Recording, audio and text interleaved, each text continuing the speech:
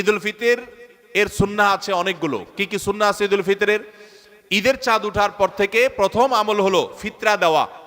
পরিবারের সবার তরফ থেকে গরিব অভাবী লোকদের কাছে আপনার পরিবারে 5 জন হলে 5 জনের পক্ষ থেকে ফিতরা আপনি খাবার পৌঁছে দিবেন গরিবের বাসায়। এটা হলো প্রথম আমল।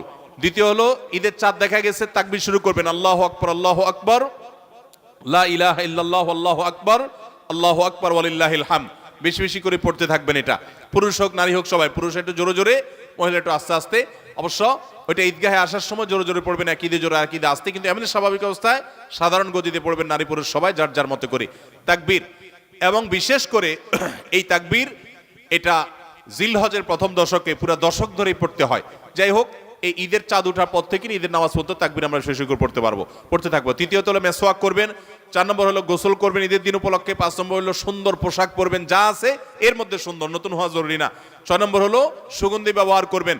7 নম্বর হলো আপনার খেজুর খেয়ে তারপরে ঈদগাহে আসবেন, খেজুর খেয়ে মিষ্টি মুখ করে ঈদুল ফিতর ঈদগাহে আসবেন। এরপরে সুন্নাত হলো যে রাস্তায় ঈদগাহে যাবেন আরেক রাস্তায় ঈদগাহ থেকে ফেরত যাবেন। এগুলো হলো ঈদের সুন্নাহ। ঈদুল ফিতরের সুন্নাহ সমূহ কি কি?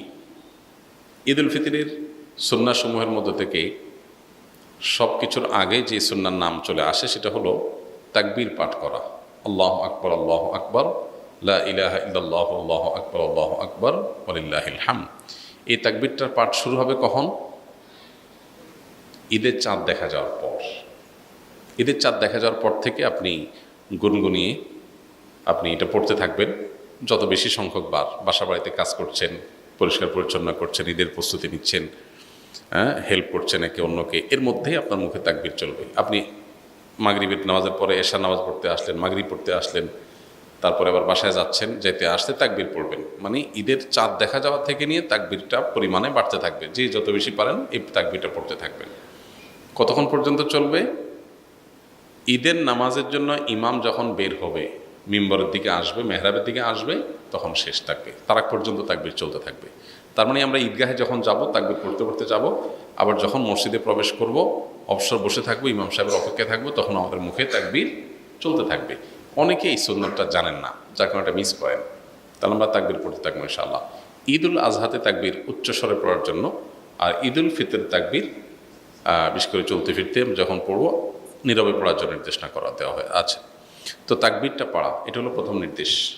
দ্বিতীয়ত হলো ভোরবেলায় অন্য দিনের চাইতে একটু আগে আগে ঘুম থেকে ওঠা। আমাদের উল্টা হয়, সারা রাত ঈদের শপিং কেনাকাটা পোলাপানের আড্ডাবাজি করে এসে অন্য দিন ফজর নামাজ জামাতের সাথে পড়লেও ঈদের দিন মাস্ট মিস, উল্টা। অথচ ঈদের দিন ফজর নামাজ জামাতের সাথে পড়া, আগে আগে ঘুম থেকে ওঠা, এটার গুরুত্ব আরও বেশি। 3 নম্বর হলো গোসল করা। ঈদের জন্য গোসল করা। কেন গোসল করতে হবে? কারণ ঈদগাহে অনেক লোকের গ্যাদারিং হবে, আমি একটু ফ্রেশ শরীরে যাব, ঈদের আনন্দটা যেমন পূর্ণতা পাবে, আবার পরিবেশটা ভালো থাকবে।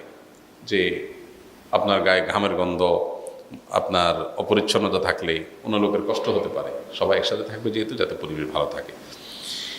এরপরে আরেকটা সুন্নাত হলো ঈদের দিন আমরা যার যা পোশাক আছে এর মধ্যে উত্তম পোশাকটা পরবো। এখানে একটা ভুল কথা প্রচলিত আছে, নতুন পোশাক পরতে হবে। ঈদের দিন নতুন পোশাক পরা সুন্নত না। সুন্নত হলো কোনটা? যেগুলো আছে আপনার এর মধ্যে তুলনামূলক ভালোটা পরবেন, সুন্দরটা পরবেন। ঈদ সুন্নত ছাড়া, নতুন কাপড় ছাড়া ঈদ হবেই না, এই কনসেপ্টটা আমাদের মধ্যে ঢুকছে ভুলভাবে। এটা শরিয়ার কনসেপ্ট না। নতুন পোশাক ঈদের জন্য জরুরি না। সাহাবীরা প্রতি বছর একটা করে জামা কিনতে পারতেন না, 2-4 জোড়া জামা দিয়ে জীবন পার করে দিতেন সেই 1450 বছর আগের মানুষ। এজন্য ঈদের দিন যার যা পোশাক আছে এটার মধ্যে উত্তম পোশাকটা পরব। আরেকটা সুন্নত হলো মেসওয়াক করা। এটাও এই জন্য যে আমরা অনেক গ্যাদারিংয়ের মধ্যে যাবো, ঈদগাহে সব মানুষের সাথে মিশবো, যাতে মুখে দুর্গন্ধ না হয়, পরিবেশ নষ্ট না হয়, অন্যের কষ্ট না হয়, সেজন্য। আরেকটা সুন্নত হলো সুগন্ধি মাখা ঈদের দিন।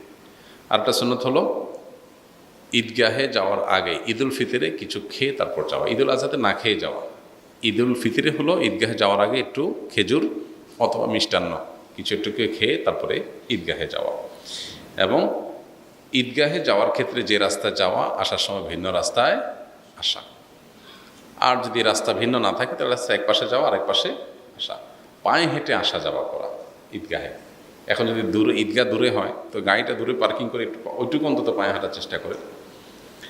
আর এর বাইরে ঈদের দিনের আরেকটা গুরুত্বপূর্ণ বিষয় হলো ফিতরা দিয়ে তারপর ঈদগাহে যাওয়া, ফিতরা শেষ করে দিয়ে তারপরে ঈদগাহে আসা। আল্লাহ তাআলা আমাদের ঈদের সুন্নতগুলো মেনে চলার তৌফিক দান করুন।